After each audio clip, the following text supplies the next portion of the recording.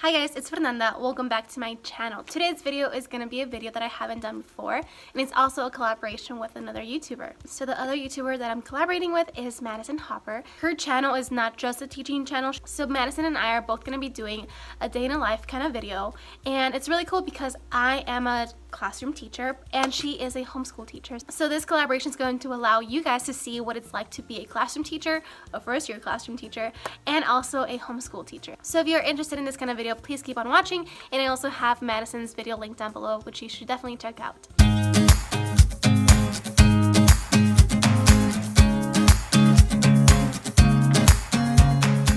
Alright, so to start off with, my video is going to be a little bit different because I don't film during contract hours. So I know that oftentimes these type of videos, the teacher's actually vlogging throughout the day and showing you little tidbits of their day and like teaching and stuff like that, but I cannot do that. So what I'm going to do instead is I'm going to talk you through my day and show you what I use for every aspect of my day, and I hope you guys enjoy that. So I try to get to my classroom at 7 a.m. every day. I'm not required to be here until 7:15, but I do like having that extra 15 minutes because then I can prep for the day before the kids get here. So as soon as I get to my classroom, I put my stuff down, I turn on all my lights, so my fluorescent lights, the lights in my bathroom, as well as my twinkle lights, which are not on right now. I'm gonna go fix that. There we go, much better. So yes, I turn on all my lights, then I also make sure to turn on my computer and my smartboard. Once my computer is on, I log in and I go ahead and try to get Chrome started or up and running, as well as the Active Inspire app, because for some reason every single morning they take forever to start up. So I try to get those going as soon as I can, and while they're opening up and everything and launching or whatever, I go ahead and go to my front office and I fill my water bottle. And I try to do this every morning because the water at the front office is nice and cold and I enjoy drinking cold water, so I go ahead and do that, and that way I have my water for the rest of the day, or at least up until lunch. While I'm filling up my water bottle in the front office, I also make some copies if I need to. So for example, if I need something for morning work, I go ahead and copy it there, or if I need something for later on in the day, I'll make a copy of it too. But usually I don't need to unless it's Monday, because I typically make copies after school if I need to, or I submit requests for copies to be made for me. Alright, so fast forward to 7:18, that is when the school bell rings, so I go ahead and walk out my classroom and walk to the playground where I meet my lovely students. So I pick them up, we're walking back to the classroom, and my kids put their backpacks on the backpack hooks. The backpack hooks in my classroom are not inside my classroom, they're actually outside my classroom, so they hang up their backpacks, they take out their lunch boxes and water bottles and like lunch money or any notes that they have for me. So that's what they do, and I stand by the door the whole time. I greet each one of my students with a high five or a hug. They get to decide. So once everybody is in the classroom, they'll go ahead and sit at the carpet. They each have their own little like square.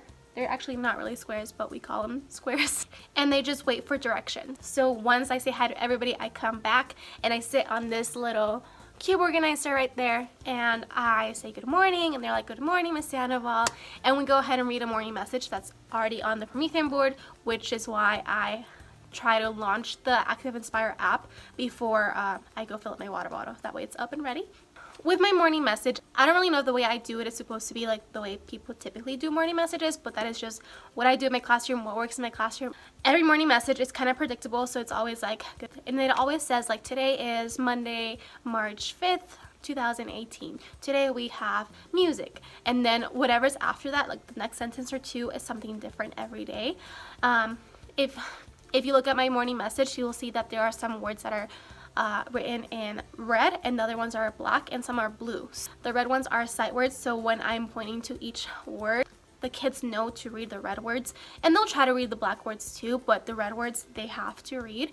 And then the blue words are just number words, so like 2018 is always going to be blue. And I always end it with love, Miss Sandoval. And then just recently we started counting down to when the next Bad Guys book is released, so we have that countdown in the little corner as well. So once we go through morning message, I go ahead and give them their morning work. I explain what's expected of them, and usually it's something like a sight word journal, which looks like this.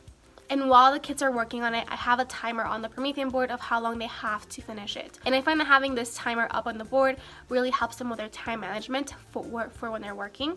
And during this time, while my kids are doing morning work, I am taking attendance, collecting lunch money, filling out the lunch money form to send to the cafeteria, collecting any notes to the office. Friday, I'll collect at a dress code like money or box tops. once I'm done taking attendance and stuff like that, then I'll call up my messengers, which is a weekly job that 2 students have. So they'll go ahead and take the lunch money or anything like that to the office. So if I get done with all that stuff early enough and I have time to kind of spare, either I'll walk around and help students, or I'll pull students to my back table and work on certain skills. So recently I've been pulling kids that need help with sight words, and we'll just practice this week's sight words, which are right here. So I'll give them a little bit of a heads up on them before I introduce them, and we'll practice them on the table with shaving cream. So that is just something fun and engaging, so I'll do that with the kids that need help. So that is a little bit of my intervention time throughout the day. So when the timer's up, I go ahead and ring my doorbell.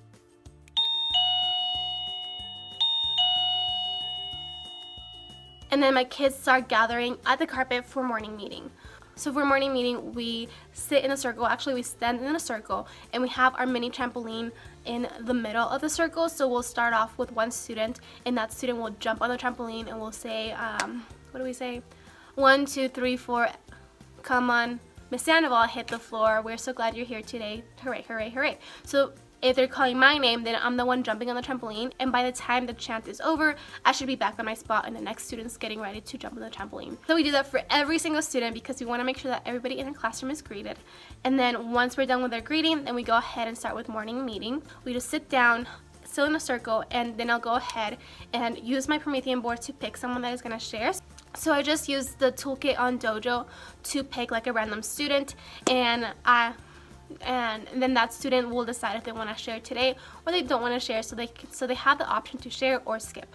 If the student wants to share, then they'll share something, and then I'll open up the floor for 3 questions to be asked to them and for them to answer. And if a student does choose to share that day, then I'll give them a point on Dojo, and if a student asks a question to that student, I'll also give them a point on Dojo.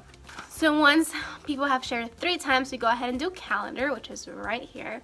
If it's a Monday, we go ahead and choose new jobs. If it's any other day during the week, then we'll just skip that and we'll go straight to your typical today is blah blah blah, yesterday was, tomorrow will be. We also have 10 frames right here, as you can see a little bit, and we'll add 1 dot to 10 frames to represent another day in school. So then after we add a dot, we'll count by tens all the way to 100, and then once we get to 100, we'll count by ones to count the rest of the days in school. Then we go ahead and count to 100 again by ones this time, using this numbers hundreds chart right there, and just to have that extra practice for counting. After we're done with counting, we go ahead and review our sight words. If it's a Monday, then I'll introduce a sight word, and every sight word has a movement in my classroom. We all come up with a movement. It's not something that I say like, oh, we're gonna do this for this word. We come up with a movement as a class. So for example, last week's words were eat and ate. So eat was just eat, and ate was like eat and then past. So we introduce them, we practice them like 5 times, and then we move on. So the last aspect of calendar is just this chart right here. We call it a letter message, and it just says all about blank. So this week or last week was all about J, so we go ahead and skywrite the letter. I'll also read the little poem. They'll repeat after me, and then we'll repeat the keyword. So I'll say juice, and then they'll repeat juice. And then finally, when we are done with that, we go ahead and line up to get ready for specials. So I always have my line leader, my door holder, and my caboose line up first, and then I'll call either individual tables or individual students to line up next. So when we are all in line, we go ahead and sing a little song to get ready to leave our classroom. So we always sing, hands are hanging by my side, I'm standing straight and tall, my eyes are looking straight ahead, I'm ready for the hall. And then I'll say catch a bubble in 3, 2, 1, they catch a bubble, and then we go ahead and leave the classroom. So after I drop off my students at specials, that is when my planning time starts. So it's about 30 minutes. And every other Tuesday, I don't have a planning period because I don't have specials for that Tuesday. What I do during this time really depends. Either I prep things for the day or for the week, or I collect homework, check homework, do things on the computer. It really varies. So when my planning period is over, I go ahead and pick up my students from their specials. We come back in the classroom. Then my kids who are hand sanitizers for the week will go ahead and pass out hand sanitizer to everybody. I have 2 hand sanitizers for the week, and then we'll go ahead and have snack. I also have a timer for snacks, so I'll give them about 3 to 4 minutes to eat their snack, and when they finish their snack, they go ahead and come back to their carpet square. So once everybody's done with their snack and everybody's at their carpet square, we'll go ahead and stand up and we'll start singing an alphabet song. When we sing this alphabet song, we have movements going along with it. So we have A is for apple, apple. B is for ball, ball. C is for cat, cat. And D is for dog, dog. And we just have a movement for every single letter, and all my students are singing it and doing it, and they will go ahead and give a sticker, like our special PBIS stickers, to those students that are really engaged and are really trying hard.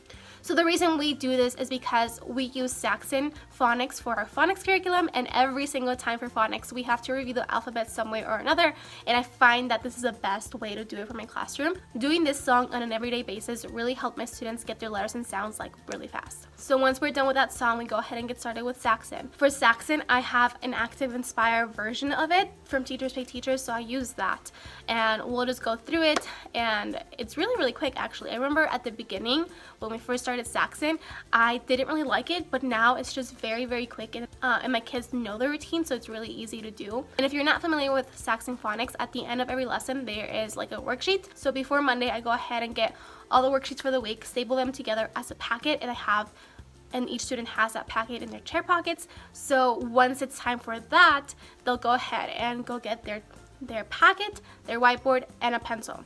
And again, they'll come back to the carpet, and then we'll go through the worksheet together. Typically, it's either find the letters or almost like a spelling test. So I'll say a sound, and they will write down the corresponding letter. And the back of this worksheet at this point is more like decoding, so they'll decode a word and then match it to a picture. We'll do the first like half together, and then next they'll do it by themselves. When they are done, they'll go ahead and close their packet and put it back in their chair pocket, and then at the end of the week, that's when I'll check it and they'll take it home. After Saxon, we'll do a sight word game really quick. So either we do like whiteboard to practice new sight words, or we'll do sight word splat where I have the words or sight words all over the board. I'll have 2 students come up to the board with like fly swatters. I'll say a sight word, or I'll have another student read a sight word, and they'll have to like splat it. After sight word practice, we'll go ahead and get started with centers. I have a center station right over here that's just all magnetic, and it shows all the centers that are available that day or that week. The way I do my centers is I let my students choose what center they want to work on. The only catch is they cannot do the same center twice in a row, and they cannot do tablets twice in one day. The first thing I do is I call the group that I will be meeting with. So let's say I'll be meeting with the pink group. I'll put the pink group magnet under the Meet with Miss Sandoval magnet, and they'll go to the back table and they'll have something there already to work on while I get there. Then I'll go ahead and pass out everyone's name. They'll go ahead and pick a center and get started, and that's when I go work with my small group table. With small groups, we read a book, we do a picture walk, and then we play like a comprehension game, and then we'll review sight words or practice a skill that they need help, or practice a skill that they need reinforcement with. So we'll do that for about 15 minutes. I'll go ahead and ring my doorbell one more time. Everybody just like puts their hands up in the air when they hear the doorbell. I wait for my directions, so I'll be like, okay, you have 1 song to clean up, and meet me back at the center station, and I'll play Itsy Bitsy Spider on my phone, and they know that by the end of that song they should be done cleaning up and at the carpet over here. Okay, so then we do centers up until lunch. So once we are about to get ready for lunch, I ring the doorbell again, but this time they get 2 songs to clean up all the way, so that means they have more time to make sure that our classroom is nice and clean. And this time, instead of meeting me at the center station, they'll go back to their carpet square over here, and it's the same lineup routine. I'll call up line leader, door holder, and caboose to line up, and then I'll call lunch boxes to line up, and then hot lunch to line up. We do our little song again, and then this time I have little flashcards by the door with sight words from this week and the week before, and I'll go ahead and walk down the line and like do flashcards. So I go ahead and go drop off my students at lunch. I help the students that are getting hot lunch with their lunch, so with like getting vegetables and fruit and stuff like that, I'll help them out, and then I'll come back to my classroom, get my lunch box, and then go to a classroom over there to have lunch with 3 other teachers. I never work through lunch, and I always thought that I would before I became a teacher. I'm like, no, I'm gonna work through lunch, but I find it really nice to just have that time to just kind of debrief with other teachers and talk about other things or talk about school things, but it's just really nice to not be actually working on my computer while eating and stuff like that. So I never work through lunch. Alright, so then once my lunch break is over, I go ahead and go pick up my kids at the playground again. And the kids that have lunch boxes will put them in their backpacks, and then we'll all come in. I always remind them that this is a time for them to go to the bathroom if they need to, get water if they need to, get the sand out of their shoes if they need to, and other things like that. For 7 to 10 minutes, we just relax, so they can lay down on the carpet, sit at their table, whatever they want to do, as long as they're relaxing. And they'll go ahead and play on the smartboard, some alpha blocks videos. I forgot what they're called, but my kids love them, and I like that they're just kind of practicing phonics skills, because they're always just gonna like play along with it. I don't know. I really like alpha blocks. If you don't know what they are, go ahead and check them out. I think they are great videos to just kind of play during a cool down time, such as coming back from recess. So once our cool down period is over, we go ahead and get started with a story time. So then we'll read it, we'll talk about it a little bit, and then after story time is over, we'll go right into journals. So I really enjoy journals. It's probably like my favorite part of the day, and a lot of my students' favorite part of the day as well. So for journals, we have this whole routine where I give my students about 30 seconds to think of an idea. So we're all sitting at the carpet, I have a timer going, and if they have an idea already, which most of them do, because they love thinking of ideas before even coming to school, so once they have an idea, they'll put their hands on top of their head, showing me that they have an idea. Timer goes off, I'll go ahead and ask, does everybody have an idea? If they don't, I'll give them 10 more seconds. If they do, we'll go ahead and stand up, and I'll start playing some music. So we kind of do almost like a freeze dance game, where I'll play music, they'll be dancing around the room, but the rule is they cannot follow other people. They just have to either walk around or dance around, but they cannot be following their friends. Then I'll stop the music, and the person that is closest to them, that's who their partner is going to be. So they'll grab their partner, then they'll figure out who has the longest hair. So the person that has the longest hair is the one that's going to share first, and the person with the shortest hair is going to be listening to them share their idea. I'll give them about 15 seconds to share their idea and talk about what their picture is going to look like, and then the timer will go off, and then they'll switch roles, and again they'll have 15 seconds, and then the timer will go off again, and that is when they'll thank their partner. They'll shake their partner's hand, look them in the eye, and say thank you for being my partner, and then music will start playing again, and we'll repeat that process 3 times. For the last round, after they both have shared, I'll go ahead and tell them, okay, dance your way back, and I'll play music for about 10 seconds, 15 seconds, and then when the music's off, they should all be at their spot. Because I have an odd number of students, there's always, or at least almost always, someone that doesn't have a partner, so I'll be that person's partner, and then by the end of it, I'll be partners with 3 different people, and they'll have heard my idea. So when we're all at the carpet, I'll demo how I would write my journal on that little easel. So-and-so was my partner. What did I say I was going to write? And then so-and-so will tell me like, oh, you said you were going to write that it is almost spring break and you are excited, but you will miss us, or something like that. So I'm like, oh, that's right. So then I'll ask my class, so what does a good writer do? And then they'll be like, oh, they start with an idea. I'm like, did we do that? And they're like, yes. What is something else that a good writer does? They share their idea. Did we do that? Yes.